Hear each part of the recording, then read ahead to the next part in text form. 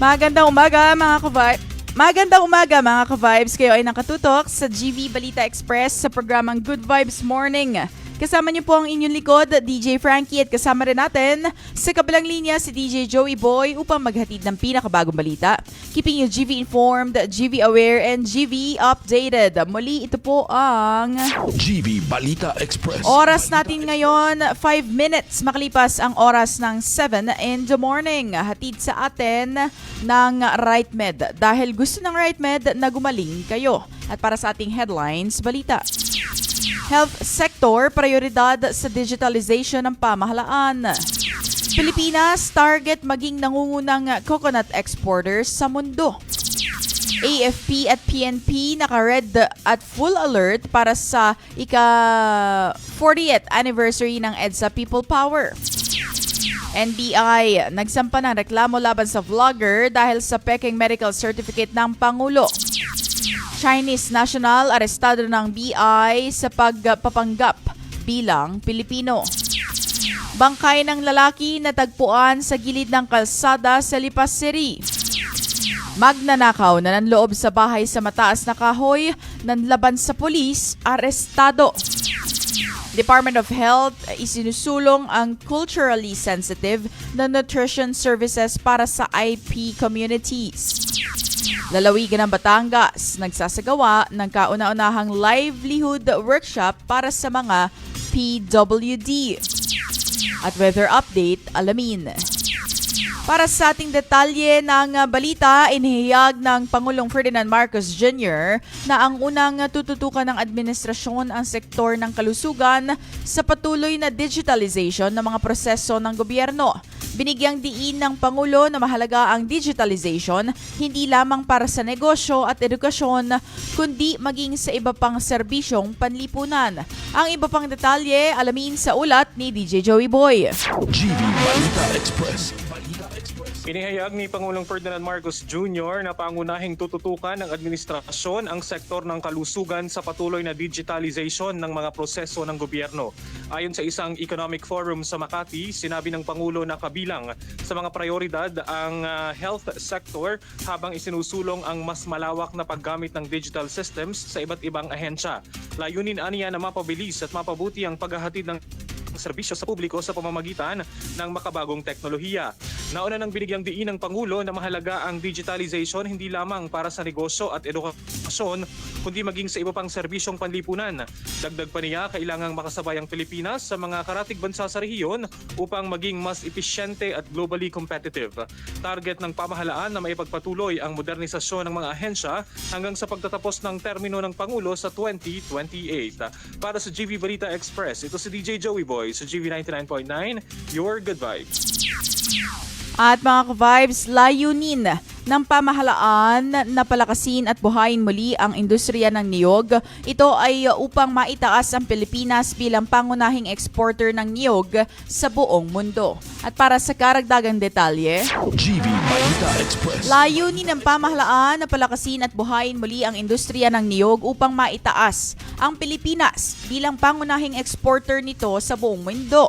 Ito ang inihayag ni Finance Secretary Frederick Go na siya ring tagapangulo ng Coconut Levy Fund. Isang economic forum sa Makati City, aniyay nakikipag-ugnayan ang administrasyon sa iba't ibang sektor ng industriya ng niyog upang mapakinabangan ang pondo ng Coconut Levy Fund at magpalakas ang produksyon at kalakalan. Sa kasalukuyang, ikalawa ang Pilipinas sa pinakamalaking exporter ng niyog sa pandaigdigang merkado. Ngunit, naniniwala ang kalihim na may malaking oportunidad sa bansa upang maabot ang pinakamataas na pwesto.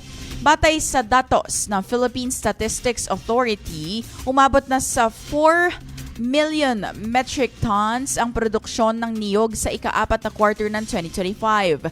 Bahagyang mas mababa kumpara sa kaparehong panahon noong nakaraang taon.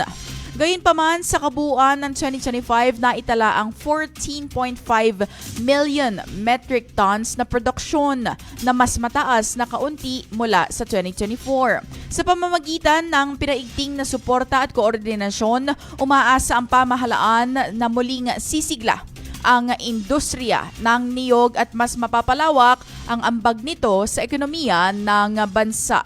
Para sa GV Balita Express, ako po si DJ Frankie sa GV 99.9, Your Good Vibes. At mga ka-vibes, naka-red alert ang status ng Armed Forces of the Philippines bilang paghahanda sa 40th anniversary ng EDSA People Power Revolution ngayong araw na ito. Idineklara rin ng mga otoridad ang no rally zone sa EDSA Shrine dahil ito ay pribadong pag-aari. Bagaman may ilang grupo pa ring inaasahang magsasagawa ng programa sa lugar. Ang iba pang detalye, balita, ulat ni DJ Joey Boy. GV Balita Express. DJ Frankie, naka-red alert status na ang Armed Forces of the Philippines bilang paghahanda sa ika-40 anibersaryo ng EDSA People Power Revolution ngayong Pebrero 25. Ayon sa militar, wala naman silang namomonitor na partikular na banta kaugnay ng mga nakatakdang pagtitipon, ngunit ipinatupad ang alert status bilang pag-iingat at upang matiyak na handa ang kanilang mga tauhan kung kakailanganin ng augmentation mula sa pulisya. Sa isang briefing sa Camp Aguinaldo, sinabi ni AFP spokesperson Colonel Francel Padilla na naka-standby ang mga tropa para sa anumang posibleng deployment, lalo na sa National Capital Region. Nagsimula ang full alert ng AFP noong Pebrero 21 at mananatili ito habang patuloy ang pagbabantay sa mga aktibidad kaugnay ng anibersaryo. Samantala, nagdeklara rin ng full alert ang Philippine National Police sa Metro Manila. Pinangunahan ni NCRPO Director Police General Anthony Aberin ang inspeksyon sa seguridad sa EDSA Shrine kasama ang mga tauhan ng Eastern Police District. Idineklara ng mga otoridad na no rally zone ang EDSA Shrine dahil ito ay pribadong pag-aari. Bagamat may ilang grupo pa ring inaasahang magsasagawa ng programa sa lugar. Batay sa monitoring ng Campo Crame, may 3 grupo ang planong magdaos ng kilos protesta sa EDSA Shrine at may isa pang maliit na grupo na kikilos. Hiwalay naman dito ang aprobadong programa ng Quezon City Government na gaganapin sa White Plains simula alas 7 ng umaga. Tiniyak ng AFP at PNP na patuloy ang kanilang koordinasyon upang mapanatili ang mapayapa at maayos na paggunita sa makasaysayang okasyon. Para sa GV Balita Express, ito si DJ Joey Boy sa GV 99.9, Your Good Vibes. At nagsampa ng reklamo ang National Bureau of Investigation o NBI laban sa isang vlogger na umano'y nagpapakalat ng maling impormasyon tungkol sa kalusugan ni Pangulong Ferdinand Marcos Jr. Nauna nang napatingin ang Pangulo sa St. Luke's Medical Center dahil sa nasabing sakit. At para sa iba pang detalye ng balita, GV Balita Express. nagsampa ng reklamo ang NBI laban sa isang vlogger na kinikilala bilang Sir Jack kaugnay ng umano'y pagpapakalat ng maling impormasyon tungkol sa kalusugan ni Pangulong Ferdinand Marcos Jr. Inihain ang reklamo sa Department of Justice para sa kasong cyber libel at unlawful publication. At ayon sa NBI, kumalat noong Enero sa social media ang isang dokumento na naglalaman na umano'y medical record ng Pangulo. Nakalaunan ay itinuring na Malacanang na gawa-gawa at may masamang layunin. Nauna nang nagpatingin ang Pangulo sa St. Luke's Medical Center dahil sa diverticulitis, isang kondisyon na may kinalaman sa pamamaga sa bahagi ng malaking bituka. Sumunod ang naturang reklamo sa mas pinaigting na kampanya ng mga otoridad laban sa pagpapakalat ng maling impormasyon sa online platforms. Para sa GV Balita Express, ako po si DJ Frankie. Sa GV 99.9, Your Good Vibes. At arestado ng Bureau of Immigration ang isang Chinese national matapos umanong magpanggap na Pilipino. Nagpakilala umano ang dayuhan bilang isang Filipino citizen at nakakuha ng mga Philippine-issued ID sa ilalim ng ibang pangalan. Para sa karagdagang detalye, DJ Joey Boy, pasok. GV Balita Express. Arestado ng Bureau of Immigration ang isang Chinese national matapos umanong magpanggap na Pilipino at gumamit ng mga dokumentong iligal na nakuha mula sa pamahalaan. Kinilala ang suspect na si Zi Ling Guan, 47 anyos, na gumagamit din umano ng mga alias na Shi Neng Yuan at Mike C. Nahuli siya sa Batangas noong ika-20 ng Pebrero matapos ang verifikasyon at koordinasyon ng mga otoridad.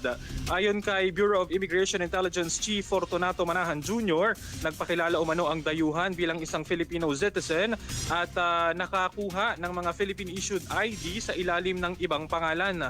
Lumabas sa isinagawang biometric at interagency verification na tugma ang fingerprints sa iba't ibang dokumentong ginamit ng suspect. Nabatid din na umano'y nakabiyahe pa ito sa ibang bansa gamit ang Philippine passport habang nagpapanggap na Pilipino. Giit ng Bureau of Immigration, mabigat ang paglabag sa batas sa imigrasyon ang maling pag-aangkin ng pagkamamamayang Pilipino. Kasalukuyan ang nasa kustodiya ng Bureau of Immigration ang suspect at sasailalim sa deportation proceedings habang patuloy ang investigasyon sa posibleng iba pang sangkot sa insidente. Para sa GV Balita Express, ito si DJ Joey Boy sa GV 99.9, your good vibes.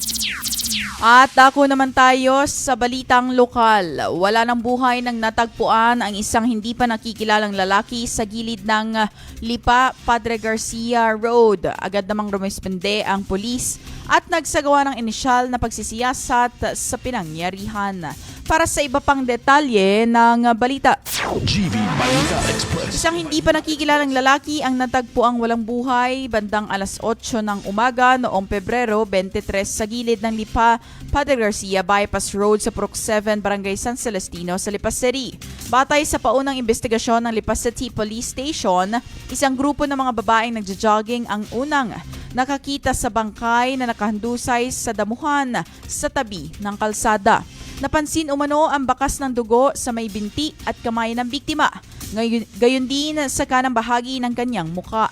Agad na ipinapaabot ng mga nakasaksi ang insidente sa isang construction worker na malapit na nagtatrabaho sa lugar. Ang naturang manggagawa ang nag-report sa isang barangay kagawad ng San Celestino upang ipagbigay alam ang pangyayari sa mga otoridad. Mabilis namang rumispinde ang pulis at nagsagawa ng inisyal na pagsisiyasat sa pinangyarihan. Humingi rin sila ng tulong sa SOCO upang magsagawa ng masusing pagsusuri sa mga ebidensyang makakalap sa lugar. Patuloy ang koordinasyon ng pulis sa mga kalapit na establishmento para sa pagkuha ng CCTV footage na posibleng makatulong sa pagtukoy sa pagkakakilanlan ng biktima at sa sinumang maaaring may kinalaman sa insidente. Para sa GV Balita Express, ako po si DJ Frankie sa GV 99.9, your good vibes. At inaresto naman ang isang 56 years old na lalaki matapos umanong manloob nito sa isang bahay sa Barangay 4, Mataas na Kahoy. Batay sa ulat, nakatanggap ng tawag ang Mataas na Kahoy Municipal Police Station mula sa isang concerned citizen hingil sa isang hindi kilalang lalaki. Agad naman rumuspinde ang mga pulis na nagsagawa ng checkpoint operation sa lugar. Sa iba pang detalye, hatid ni DJ Joey Boy. GV Balita Express. Arestado ang isang 56 anyos na lalaki matapos umanong manloob sa isang bahay sa Barangay 4, Mataas na Kahoy, Batangas, alas 11:30 ng gabi noong Pebrero 23. Kinilala ang suspect na si Amboy, residente rin ng nasabing barangay. Batay sa ulat, nakatanggap ng tawag ang Mataas na Kahoy Municipal Police Station mula sa isang concerned citizen hinggil sa isang hindi kilalang lalaki na pumasok sa isang bahay at naiipit sa likurang bahagi nito. Agad namang rumisponde ang mga pulis na nagsasagawa ng checkpoint operation sa lugar. Pagdating sa pinangyarihan, tinangka umanong kausapin at pakalmahin ng rumespondeng pulis ang sospek, ngunit tumanggi itong makipagtulungan at bigla pang nagtangkang managa gamit ang isang itak. Dahil sa masikip na espasyo, napaurong ang pulis upang maiwasan ang posibleng pinsala. Isinagawa ang negosasyon upang mapasuko ang sospek, ngunit nanatili umano itong agresibo. Humingi ng tulong ang pulisya sa Bureau of Fire Protection at binuhusan ng tubig ang sospek upang mapahina at makontrol ang sitwasyon. Sa gitna naman ng operasyon, nilapitan ni Deputy Chief of Police ang suspect, ngunit sa halip na sumuko ay sumugod pa umano ito habang iwinaswas ang itak na nakatali sa kanyang kaliwang kamay. Dahil dito, nagpaputok ang pulisya o ang opisyal at tinamaan sa paa ang suspect. Kahit sugatan ay muli pa rin umano itong sumugod, kaya muli siyang pinaputukan at tinamaan sa kaliwang braso hanggang tuluyang mapasuko. Agad na dinala ang suspect sa isang ospital sa barangay Banay-Banay First, San Jose para sa agarang lunas. Na-recover na mula sa kanya ang isang itak na may habang tinatayang 53 sentimetro at isang panyo na ginamit na panali sa naturang sandata. Kasalukuyan ang nasa kustodiya ng Mataas na Kahoy Municipal Police Station ng suspect habang inihahanda ang kaukulang kaso laban sa kanya. Para sa GV Balita Express, ito si DJ Joey Boy sa GV 99.9, your good vibes. At isinusulong ngayon ng Department of Health o DOH ang mas angkop at sensitibong serbisyong pangnutrisyon para sa mga indigenous peoples or IP communities. Layunin nito na mas mapalakas ang kanilang partisipasyon sa mga programang pangkalusugan. Para sa iba pang detalye, GV Balita Express. isinulong ng Department of Health o DOH ang mga mas angkop at sensitibong mga serbisyong pangnutrisyon para sa indigenous peoples or IP communities upang mas mapalakas ang kanilang partisipasyon sa mga programang pangkalusugan. Ayon kay Kahukom, mas naging bukas ang mga IP communities sa mga serbisyong pangnutrisyon kung ang mga ito ay inihahatid sa mga healthcare worker na kabilang din sa kanilang grupo. Sa ilalim ng Philippine Multi-Sectoral Nutrition Project o PMNP, nakatuon ang mga programa sa nutrisyon sa Quezon Province kung saan 12 municipalities ng mga may IP community at kabilang dito ang Alabat, Buena Vista, Bordeos, Calawag, Catanawan, General Nakar, Ginayangan, Panukalan at Patanungan, Perez, Polillo at Tagkawayan. Binigyang diin ni Camille Castañeda, Project Associate 2, na nakatuon ang DOH sa pagbibigay ng primary healthcare service na nakaayon sa partikular na pangangailangan ng bawat komunidad. Gayunman, tanging mga IP household lamang sa Bordeos, Ginayangan, Panukulan at Tagkawayan ang nakadalo sa hindi bababa sa isang social and behavior change session. Sa ulat ng PMNP na itala ang pinakamababang partisipasyon sa General Nakar, Calawag at Patnanungan na may 0% attendance mula sa IP household. Samantala nakapagtala naman ng 50% hanggang 68% attendance ang Bordeos, Ginyangan, Panukulan at Tagkawayan. Para sa GV Balita Express, ako po si DJ Frankie sa GV 99.9, your good vibes. Sa iba pang balita, isinagawa naman noong February 24 ang First Livelihood Workshop for Person with Disabilities o PWDs. Isinusulong daw nito ang inisyatibong mas palawakin pa ang advokasya upang makapagbigay ng pantay na pagkakataon sa mga Batanggenyong may kapansanan. Para sa karagdagang detalye, ulat ni DJ Joey Boy. GV Balita Express. DJ Frankie, isinagawa noong Pebrero 24 ang First Livelihood Workshop for Persons with Disabilities o PWD sa PCLEDO Conference Room, Capitol Compound. Dito yan sa Batangas City. Pinangunahan ang programa ng Provincial Persons with Disability Affairs Office, katuwang ang Provincial Cooperative Livelihood and Enterprise Development Office o PCLEDO. Layunin nitong palawakin ang kaalaman ng mga PWD sa larangan ng kabuhayan at pagninegosyo sa pamamagitan ng REAP approach, isang 7 yugtong pamamaraan na nakatuon sa pagpapaunlad ng kakayahan at oportunidad ng mga benepisyaryo. Nakipagtulungan din ang Department of Trade and Industry o DTI Batangas, Technical Education and Skills Development Authority o TESDA Batangas at Provincial Assistance for Community Development Public Employment Service Office o PESO upang mabigyan ang mga kalahok ng karagdagang kasanayan at oportunidad sa trabaho. Ayon sa pamahalaang panlalawigan, bahagi ang inisyatibong ito ng mas malawak na advokasya na magbigay ng pantay na pagkakataon sa mga Batanggenyong may kapansanan at tulungan silang maging aktibo at produktibong miyembro ng komunidad. Para sa GV Balita Express, ito si DJ Joey Boy sa GV 99.9, your good vibes. At para sa ating weather update, narito ang detalye. GV Balita Express. Inihayag ng Philippine Atmospheric, Geophysical and Astronomical Services Administration or PAGASA na Inaasahang unti-unti nang hihina ang northeast monsoon o amihan sa mga susunod na araw na magdudulot ng mas mainit na temperatura sa malalaking bahagi ng bansa. Ayon kay Pag-asa weather specialist na si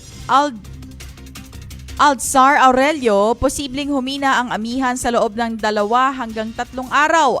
Sa panahong ito, ang easterlies o mainit na hangin nagmumula sa silangan na nagdadala ng maalinsangang panahon ang magiging dominanteng weather system.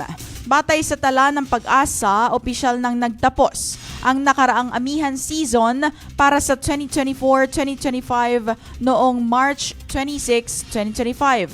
Habang idineklara naman ang pagsisimula ng kasalukuyang amihan season para sa 2025-2026 noong October 27, 2025. Sa kabila ng paghina ng amihan, patuloy namang makakaapekto ang shear line, ang salubungan ng malamig at mainit na hangin mula sa hilagang silangan at mainit na hanging easterlies sa ilang bahagi ng Southern Luzon at Visayas sa loob ng 24 oras. Magdadala ito ng maulap na kalangitan na may kalat-kalat na pag-ulan at pagkulog at paghidlat. Makakaranas naman ng kalat-kalat na pag-ulan at mga thunderstorms ang Albay, Sorsogon, Masbate at Northern Samar dahil sa shear line. Samantala, maapektuhan naman ng easterlies ang Mindanao at nalalabing bahagi ng Eastern Visayas. Pinapayuhan ang mga residente sa mga nabanggit na lugar na mag-ingat sa posibleng pagbaha at pagguho ng lupa bunsod sa katamtaman hanggang malakas na pag-ulan. Dahil sa paghina ng amihan, maaari ring makaranas ng ulap sa kalangitan na may bahagyang pag-ulan ang Quezon at iba pang bahagi ng Bicol Region. Sa kabilang banda, inaasahan ang karaniwang maaliwalas na panahon sa Palawan at nalalabing bahagi ng Visayas at Luzon, kabilang ang Metro Manila, na may bahagyang maulap hanggang sa maulap na kalangitan at panakanakang pag-ulan o thunderstorm dulot ng easterlies o humihinang amihan. Ayon pa kay Aurelio, wala namang binabantayang bagyo o low pressure area sa loob o malapit sa Philippine Area of Responsibility sa kasalukuyan. Dagdag pa rito, wala ring nakataas na gale warning sa alinmang baybayin ng bansa, kaya ligtas namang makapaglalayag ang maliliit na bangka at iba pang sasakyang pandagat. Para sa GV Balita Express, ako po si DJ Frankie sa GV 99.9, Your Good Vibes. At yan ang kabuuan ng balita hatid sa atin ng Lipamedics Medical Center. You may follow them on their Facebook page, Lipamedics Medical Center, their Instagram at Lipamedics Medical Center, and you may check out their website, lipamedics.com. 7:27 on o'clock Philippine Standard Time. This is DJ Frankie together with DJ Joey Boy on the line sa GV Balita Express, keeping you GV informed, GV aware, and GV updated. Muli, manatiling nakatutok sa GV 99.9, celebrating 30 years, your good vibes. GV Balita Express. GV Balita Express. Mga may init na bagong balita. Mga balitang dapat mong malaman ngayong umaga. GV Balita Express. GV Balita Express. Mga balitang kinalap ng buong puwersa ng GV 99.